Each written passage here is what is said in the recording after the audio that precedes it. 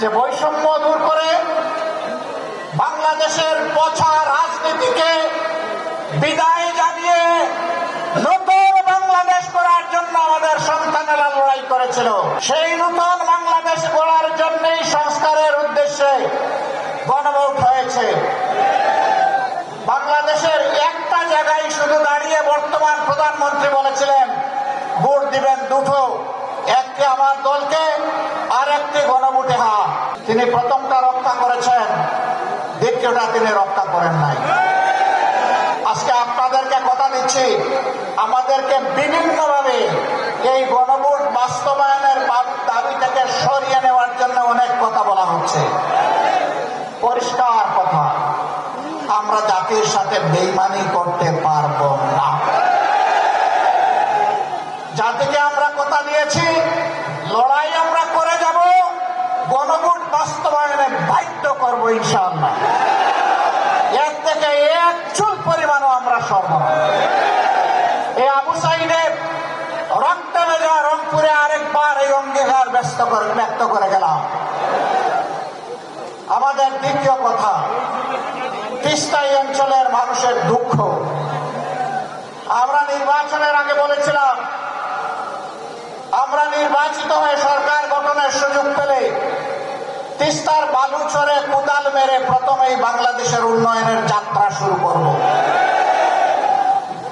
দুঃখের বিষয়, তিস্তা নিয়ে বর্তমান সরকারি দল অনেক ভালো ভালো কথা বলছে, আর নির্বাচনের আগে জাগো বাহে তিস্তা বাঁচাও এই আন্দোলন করেছে, কিন্তু তিস্তা নিয়ে এই বাজেটে 10 টাকারও কোনো অ্যালোকেশন নেই। আমরা আর কথার ফুলঝুড়ি শুনতে চাই না, দেখতে চাই না, আমরা বাস্তব পদক্ষেপ দেখতে চাই। এই সরকার যদি ব্যর্থ হয়, আগামীতে ইনশাআল্লাহ আপনাদের সহযোগিতা, দোয়া, ভালোবাসা, সমর্থন, ভোটে নির্বাচিত হয়ে 11 দল সরকার গঠন করে সেই দাবি বাস্তবায়ন করবে ইনশাআল্লাহ। বিস্তীর্ণ এলাকা জুড়ে সীমান্তে সুড়সুড়ি দিচ্ছে প্রতিবেশী ভারত। সরকার মুখে কুলু পেটে বসে আছে। আমরা প্রতিবাদ করছি, জনগণ প্রতিবাদ করছে। শুধু প্রতিবাদ করছে না, প্রতিরোধ করার জন্য বিজিবির সৈনিকদের সাথে সমান কালে জনগণ লড়াই করে যাচ্ছে। আমরা এই সংগ্রামী বীরদেরকে অভিনন্দন জানাই। সরকারের মুখ থেকে এই ব্যাপারে এখন পর্যন্ত একটা শব্দ আসে না। তার বয়ে কাকে খুশি করার জন্য? কোন দেশের শাসক আপনারা? বাংলাদেশের জনগণের নাড়ির পালস বোঝার চেষ্টা করুন। জনগণের অভিপ্রায় আকাঙ্ক্ষার বিরুদ্ধে মেহরবানি করে অবস্থান নেবেন না।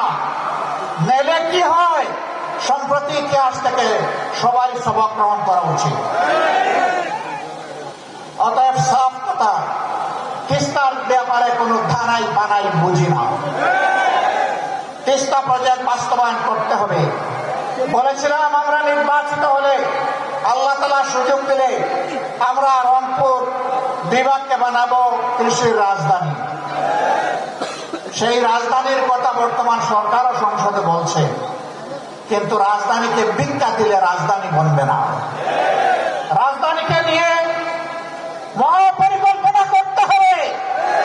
এখানে এসে শুনতে পেলাম দুঃখের বিষয়, কৃষক কষ্ট করে ঘাম জড়িয়ে ফসল ফলায়, এই অঞ্চলে বিপুল পরিমাণ আলু উৎপাদন হয়। এখন হিমাগারে রাখতে গেলে বস্তা প্রতি 600 টাকা তাদেরকে দিতে হচ্ছে।